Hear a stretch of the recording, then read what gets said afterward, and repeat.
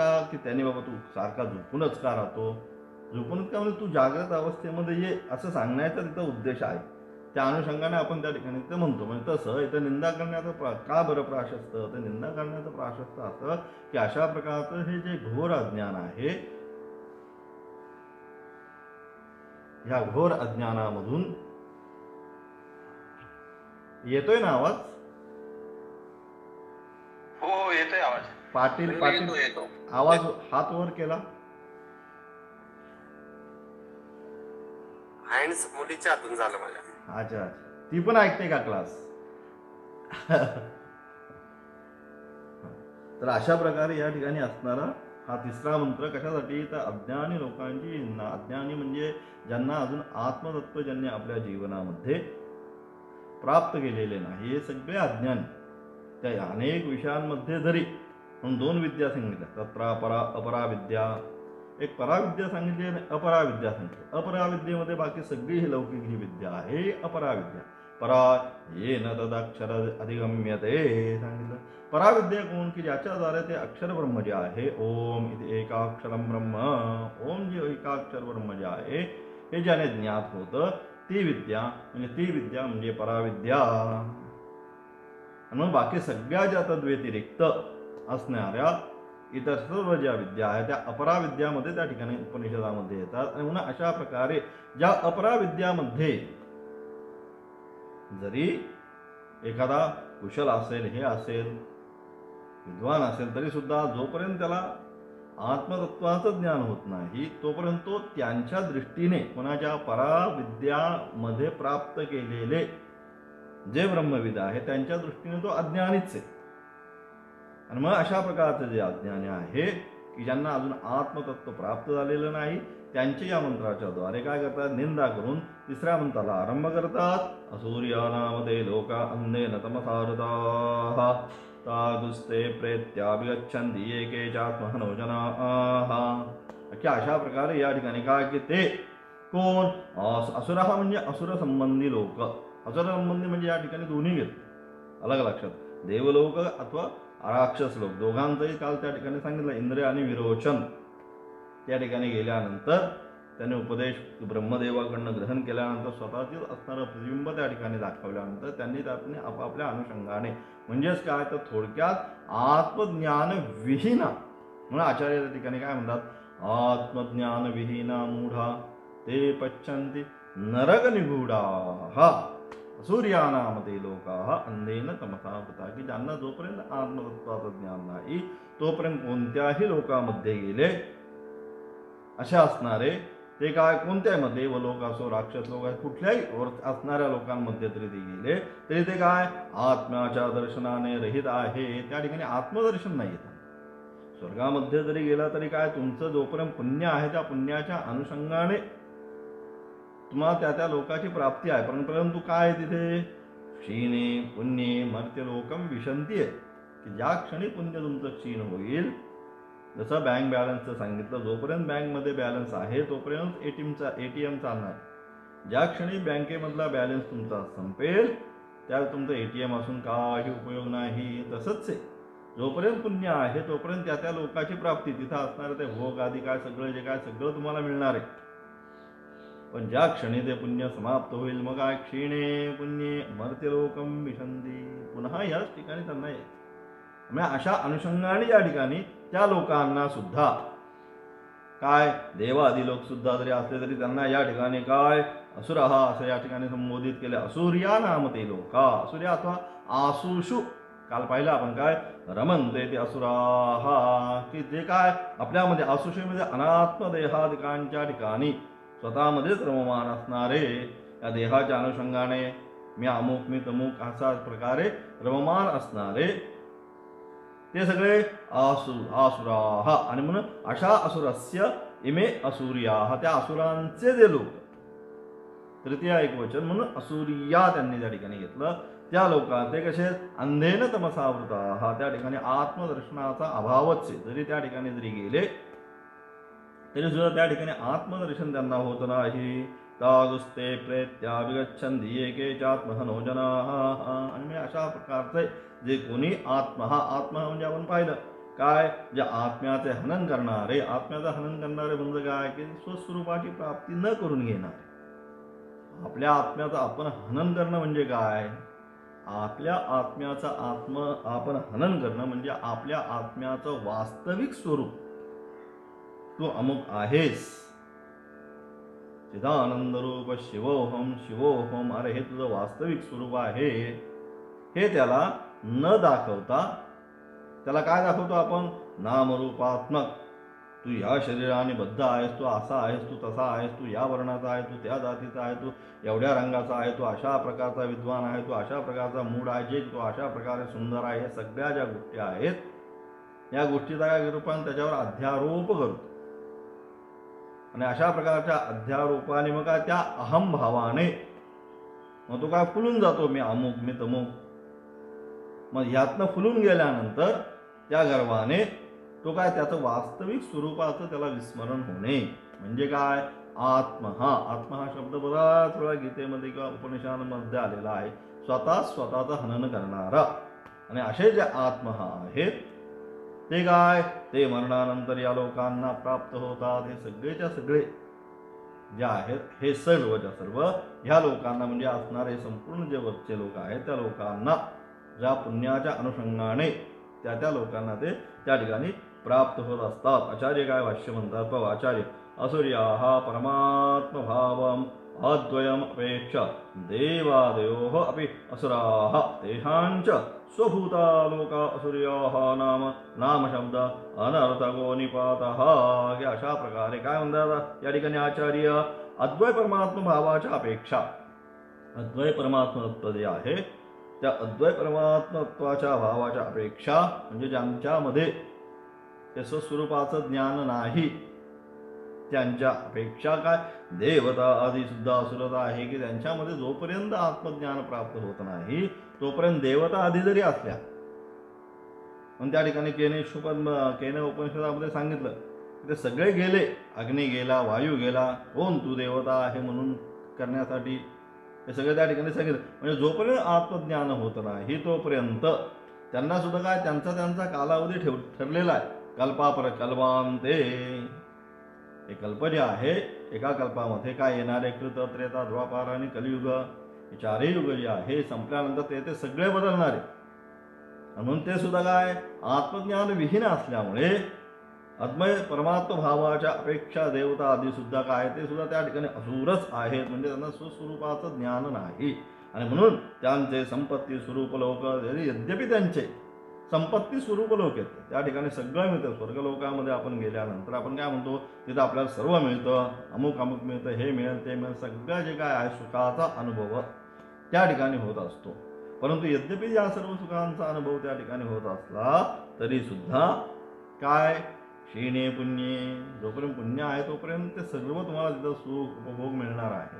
ज्या क्षणी पुण्य क्षीण होईल त्या क्षणी पुन्हा या ठिकाणी यायचं आहे. आणि म्हणून ते सर्व संपत्ती स्वरूप लोक, तिथं सगळं जरी आपल्याला मिळत असलं तरी सुद्धा असुर या नाम अर्थहीन, अशा प्रकारे ते सगळे काय जे आहे असुर स्वरूपाचेच. म्हणजे त्या ठिकाणी पुन्हा येणं आणि जाणं करणारेच त्या ठिकाणी हे संपूर्ण लोक आहे. या ठिकाणी नाम हा जो शब्द आहे, असुर्या नाम शब्द अर्थहीन निपात, फक्त त्या ठिकाणी तो लावलेला आहे. ते लोकाः काय, कर्मफलानि लोक्यन्ते दृश्यन्ते भुज्यन्ते जन्मनि अंधेन अदर्शनात्मकेन अज्ञानेन तमसावृताः आच्छादिताः तान् स्थावरान्त प्रेत्य त्यक्त्वा इमं देहा विगच्छन्ति यथा कर्म यथा श्रुतम्. आणि अशा प्रकारे का ज्या कर्मफळा, ज्यामध्ये कर्मफळांचे दर्शन भोग होतो ते लोक, अशा प्रकारच्या हे जे लोक आहेत त्या लोकांमध्ये काय होतं, तर तुम्ही जी कर्म केलेली आहेत त्या कर्मफळाचं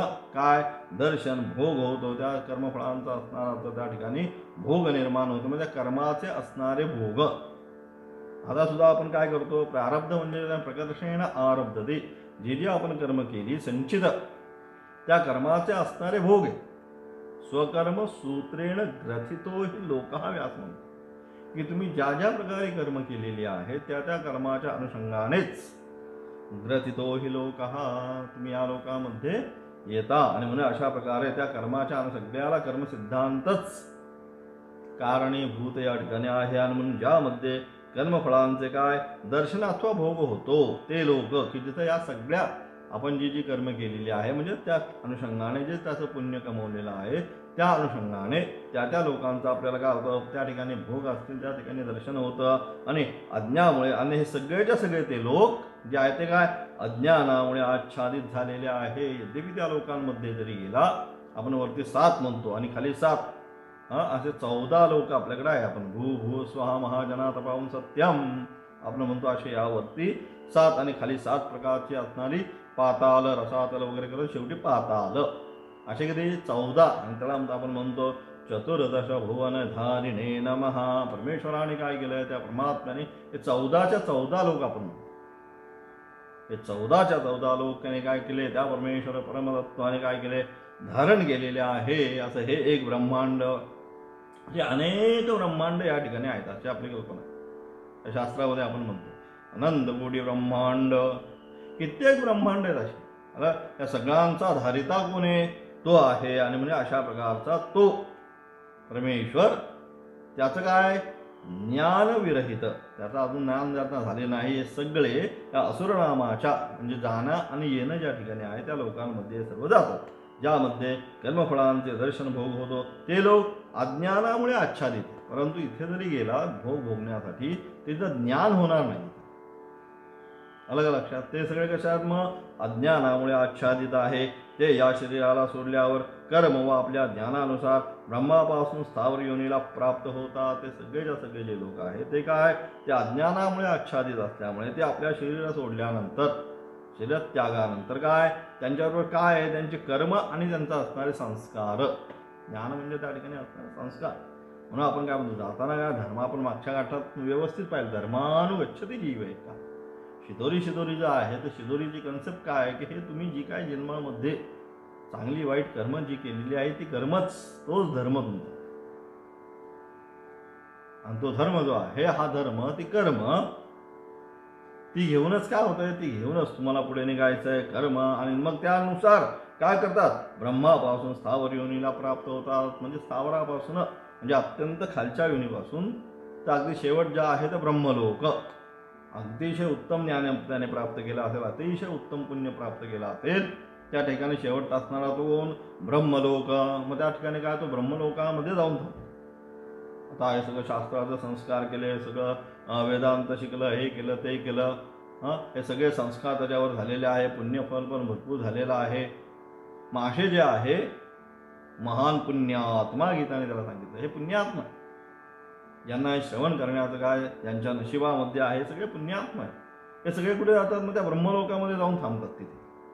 आणि मग ब्रह्मा सकाशात ज्यावेळेस संपूर्ण कल्पांते कल्पाचा शेवट होतो आणि नवीन पुन्हा सृष्टी यथा पूर्वम अकल्पयत भगवंताला वाटतं आता हे झालं बस आता नवीन सृष्टीचा आरंभ करायचा त्यावेळेस ते ब्रह्मा सकाशात ब्रह्माकडनं त्यांना उपदेश होऊन हे सगळेच्या सगळे मोक्षाला प्राप्त होतात अशी या ठिकाणी शास्त्र या ठिकाणी सांगतात. आणि म्हणून अशा प्रकारे मग अत्यंत खालच्या योनीपासून आपल्या काय कर्मानुसार कर्म आणि संस्कार जे आहे जी शिदोरी आहे ती शिदोरी त्यांच्याकडे आहे. त्या शिदोरीच्या अनुषंगाने त्याच्यामध्ये काय काय आहे त्या शिदोरीमध्ये अलग लक्षात तुमच्याकडे किती पैसे आहेत त्या अनुषंगाने आपण कुठे गेलो समजा एखाद्या तीर्थस्थानावर गेलो किंवा बाहेर आपण फिरायला गेलो तर आपण काय करतो बजेट बघतो आपल्याकडे किती पैसे आहेत अकाउंटला आणि त्यानुसार मग समजा छानपैकी एखाद्या गेलो आपण सुंदर एखाद्या पर्यटन स्थळावर गेल्यानंतर मग त्या ठिकाणी आपल्याकडे पर्समध्ये किती पैसे आहेत अकाउंटला किती पैसे आहेत त्या अनुषंगाने अनेक जरी तिथं हॉटेल्स असली तरी आपण काय करतो आपल्या कुवतीनुसार आपल्याकडे किती पैसे आहेत म्हणजे आपल्याकडे किती पुण्य आहे आपले किती संस्कार आहेत त्या अनुषंगाने काय करतो आपण मग त्याच्यामधलं 5 स्टार असतील 3 स्टार असतील 1 स्टार असेल साधा असेल त्याच्यामध्ये जे आहे त्याच्या कॅटेगरी तर आपल्या अनुषंगाने पर्समध्ये आपल्या अकाउंटच्या बॅलन्सच्या अनुषंगाने जसं आपण त्याच्यामधलं एखादं नको नाही हे आपल्याला परवडणार नाही हे 3 स्टार आहे इथे रूमचं भाडं एवढं हे नको ह्याच्यापेक्षा खाली बघा हे पण नाही परवडणार ह्याच्यापेक्षा खाली बघा हे परवडू शकते म्हणजे काय आपल्या बॅलन्सच्या अनुषंगाने आपण पाहतो ते आपण त्या ठिकाणी ती गोष्ट घेतो. त्याचप्रमाणे ही ते सुद्धा इथून गेल्यावर काय स्थावरांत ब्रह्मपर्यंत स्थावर म्हणजे अत्यंत खालच्या योनीपासून शेवट असणारे ब्रह्म योनीपर्यंत सगळ्या कॅटेगरीत आहेत. मग या सगळ्या कुठल्या कॅटेगरीमध्ये जाणार आपण, हे कशाच्या अनुषंगाने ठरतं, ते सुद्धा तुमच्या शिदोरीमध्ये काय काय तुम्ही पुण्य आणि पापाचा साठा घेऊन चाललेला आहात हे पाहूनच तुम्हाला त्या त्या ठिकाणी त्या त्या लोकांमध्ये तुम्हाला त्या ठिकाणी सोडण्यात येतं. आणि म्हणजे अशा प्रकारे हे संपूर्ण जे आहे अशा प्रकारे हे सगळे जरी लोक असले तरी ज्यांना आत्मज्ञान झालेलं नाही हे सर्वच्या सर्व या लोकांमध्ये क्षीणे पुण्ये मर्त्य लोकं विशन्ति या न्यायानं पुन्हा हे सगळे या लोकांमधून पुन्हा या ठिकाणी परत येतात. आत्मानं न्यातीति आत्मा आत्मा आत्महानाः के ते जनाः ये अविद्वांसा कथं ते आत्मानं नित्यं हिंसति अविद्यादोषेण विद्यमानस्य आत्मनः तिरस्कारणात् अविद्यमानस्य आत्मनः यत् कार्यं फलम् अजरा अमरत्वादि संवेदनलक्षणं तद्धातस्यैव तिरोभूतं बोधीति प्राकृत अविद्वांसो जनाः आत्मः उच्यते. तेन ही आत्मदहन दोषेन संसरती ते हे काय म्हणतात. आणि अशा प्रकारे त्यांना आत्मा या ठिकाणी काय म्हणतात शास्त्र त्यांना व्याख्या करतात. जे कोणी कोणते आत्मा आत्मा म्हणजे कोण, जे कोणी आत्म्याचा घात म्हणजे नाश करतात. आत्मा मागे व्याख्या केली होती की स्वतःचा आत्म्याचा नाश करणं. आत्म्याचा नाश करणं काय म्हणजे पुनरपि जननम पुनरपि मरण, जन्म आणि मरण रूप संसारामध्ये पुन्हा पुन्हा येणं, हा आत्म्याचा आपण घात करणं. म्हणजे अशा प्रकारचे जे कोणी आत्माचा घात म्हणजे नाश करतात ते आत्मघाती म्हणतात शास्त्राने सांगितलं. त्या सांगितलं आत्म्याचा हनन करणारे ते आत्मघाती आहेत. स्वतःचाच नाश काय करतात, स्वतःच करून घेतात आहेत असे आत्मघाती ते लोक कोण आहेत, तर ते अज्ञानी लोक. जे अज्ञानी आहेत त्या अज्ञानी लोक काय करतात, आपल्या स्वतःने आपला घात करून घेतात. म्हणजे काय, स्वस्वरूपाचं ज्ञान नसल्यामुळे काय होतं, या जन्म आणि मरण रूप जे चक्र आहे हा भवसागर जो आहे अत्यंत दुःखालयम अशाश्वतम, हे दुःखाचं आलय अशाश्वत स्वरूपाचं आहे. तिथं जाणं येणं दुःख या व्यतिरिक्त काही नाही. किती तुम्ही वाटलं की एवढं सुख प्राप्त होईल तेवढं सुख, पण त्या सुखाच्या मागे सुख पाहता जवा एवढे दुःख पर्वता एवढे, शास्त्र म्हणतं एवढी सगळे सुख. पण त्याच्या मागे जर पाहायला गेलं तर पर्वता एवढं दुःख आहे. हे संसाराचं स्वरूप आहे. आपल्याला किती वाटतं संसार संसार सुखमय आहे सुखमय, पण ते सुख किती आहे, सुख जवा सुख पाहता जवा एवढे सांगितले. त्याच्या मागे दुःख पर्वता एवढे, एवढं दुःख सहन केल्यानंतर एवढीचा सुखाचा अंश संसारी मनुष्याला जीवनामध्ये प्राप्त होतो. आणि म्हणजे अशा प्रकारे हे सगळे जे संसारी आहेत ते काय म्हणा, जन्म आणि मरण चक्र जे आहे पुनरपि जन्म पुनरपि मरणम या चक्रामध्ये पडल्यामुळे सगळेच्या सगळे काय आत्मा स्वतःच्या आत्म्याचं स्वतः हनन करणारे आहेत. आणि अशा प्रकारे हे जे अज्ञानी आहेत ते सर्वदा आपल्या आत्म्याची कशा प्रकारे हिंसा करतात. मग ते कशा प्रकारे आपल्या आत्मा जो आहे आत्मा आपण म्हणतो या आपल्या आत्म्याची हिंसा कशा प्रकारे बरं करतात, अविद्यारूप दोषामुळे. अविद्यारूप दोष आहे त्यांच्यामध्ये. आपल्या आत्म्याचं हनन का करतात, ते त्यांना सुस्वरूपाचं ज्ञान का होत नाही, इथेच आहे. बाकी कुठे गेलाय का नाही. कुठे शोधशी रामेश्वर आणि कुठे शोधशी काशी, हृदयातील भगवंत राहिला हृदयातून उपाश सांगितलं. सगळीकडे आपण शोधत बसतो, इकडे आहे तिकडे आहे, पण तो वास्तविक तो कुठे, तो वास्तविक इथेच ते. अंतस्थात्मान अजम्न दृष्ट्वा भ्रवंदी मूढ गिरिगब्बरेषु सांगितलं शास्त्राने. अंतस्थ आत्मान अजम्न दृष्टा या ठिकाणीच आहे, कुठेही गेलेला नाही. परंतु तिथं न पाहता आपण काय करतो, त्याला पाहण्यासाठी इकडे जाऊ तिकडे जाऊ, स्वस्वरूप न पाहता केवळ इकडे तिकडे जाऊन आपला काय काल यापन आपण करत राहतो. आणि म्हणजे अशा प्रकारचे सगळेच्या सगळे कोण, आत्मा हा शब्द दिला शास्त्र. आत्म्याचं हनन करणारे अविद्यारूप दोषामुळे. का आत्म्याचं हनन करतात, तर त्यांना अविद्या, त्यामुळे स्वस्वरूपाचं ज्ञान नाही. त्या अविद्येने काय केलं, त्याला आच्छादित करून ठेवलेलं आहे त्या ठिकाणी. अशा प्रकारे अविद्यारूप दोषामुळे काय आपल्या नित्यसिद्ध आत्म्याचा ते काय करतायत, तिरस्कार करतायत. यद्यपि नित्यसिद्ध आहे परंतु अविद्यारूप दोषामुळे त्याच्यावर आलेलं आवरण जे आहे अविद्येचं, त्यामुळे काय तो सिद्ध असून सुद्धा तिथं असून सुद्धा मला माहिती आहे मी सच्चिदानंद स्वरूप आहे, ते ब्रह्मतत्व मी आहे माहिती असून सुद्धा अविद्यादी दोष म्हणजे या शरीर नामरूपामधली असणारी आसक्ती आणि त्या आसक्तीने तो नित्यसिद्ध असणारं जे आत्मतत्व आहे त्यालाच मी काय म्हणतो या ठिकाणी मी अमुक, मी स्वामीजी, मी अमुक, मी वेदांत शिकवतो, मी असं करतो, मी तसं करतो. नामरूपात्मक असणारं कव्हर त्याच्यावर घालून आपण सगळेच्या सगळे काय करतो, तिथेच आपण सगळे फसतो. आणि त्या नामरूपाच्या अनुषंगाने त्या आत्मतत्वाचा आपण तिरस्कार करतो. वास्तविक ते तिथंच आहे, त्याच्या विना आपण काही करू शकत नाही. श्रोत्रस्य श्रोत्रम, चक्षुषश्चक्षुरुत, प्राणस्य प्राणः. केनोपनिषदांनी सांगितलं श्रोत्राचा सुद्धा श्रोत्र आहे, प्राणाचा सुद्धा प्राण, म्हणजे प्राणाला सुद्धा श्वसन उच्छ्वासन करण्यासाठी जी शक्ती अपेक्षित आहे ती कोण देत आहे? ते आत्मतत्वच त्या ठिकाणी. पण ते तिथं असताना सुद्धा आपण काय करतो, त्याला जाणत नाही. म्हणजेच काय, त्याचा तिरस्कार करतो.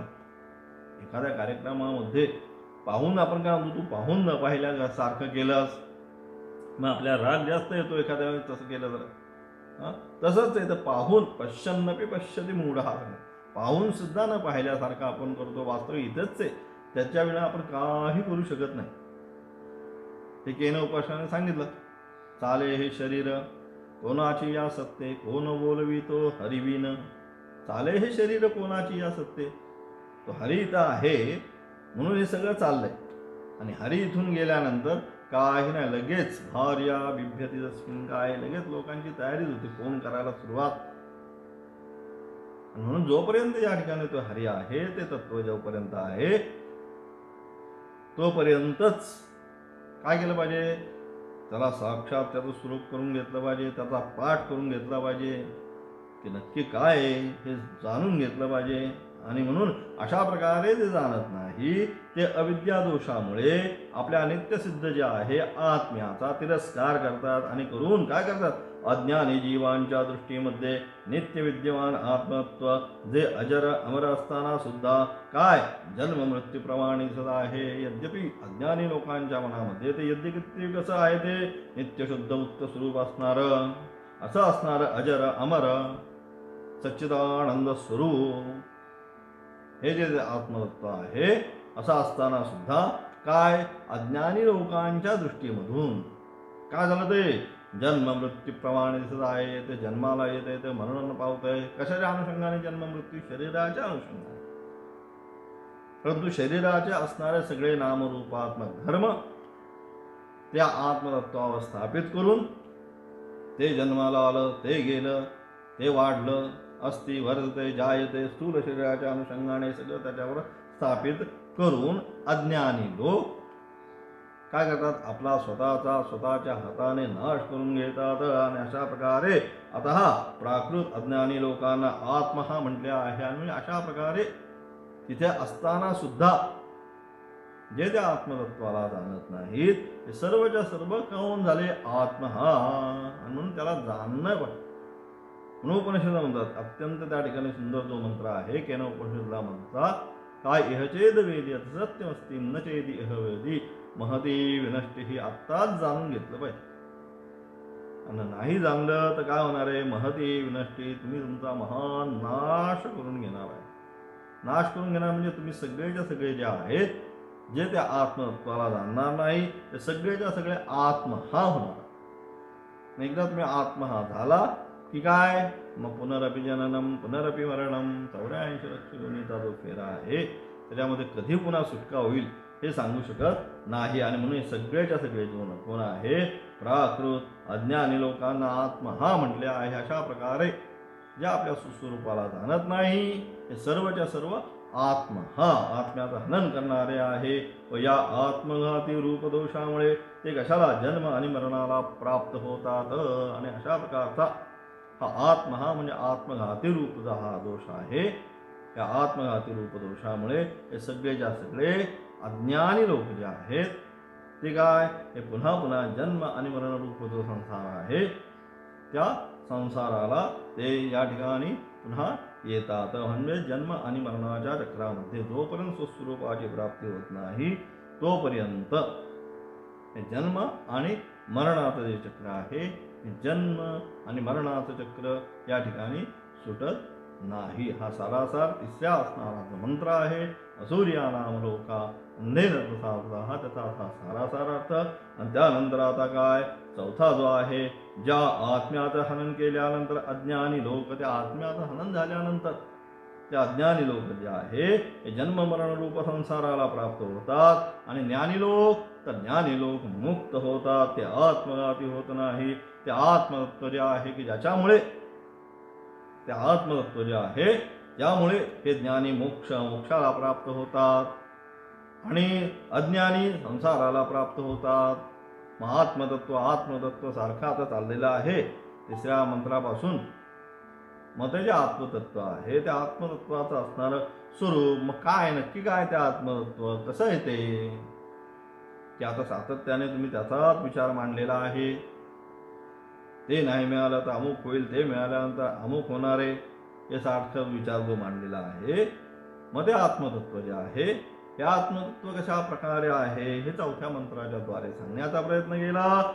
अनेजदे गमन सोजवी योनैन देवा आप्नुवन् पूर्वमर्षद तद्धावतो ज्ञानत्ते तिष्ठन्तस्मिन्नपो मातरिश्वा दधाति. अशा प्रकारे चौथ्या मंत्राच्या द्वारे ते आत्मतत्व कसं आहे त्याचं यथार्थ स्वरूप चौथ्या मंत्राच्या द्वारे सांगण्याचा प्रयत्न केला. त्याचा विशेष अर्थ आपण उद्याच्या पाठामध्ये पाहणार आहोत. ओम तत्सत.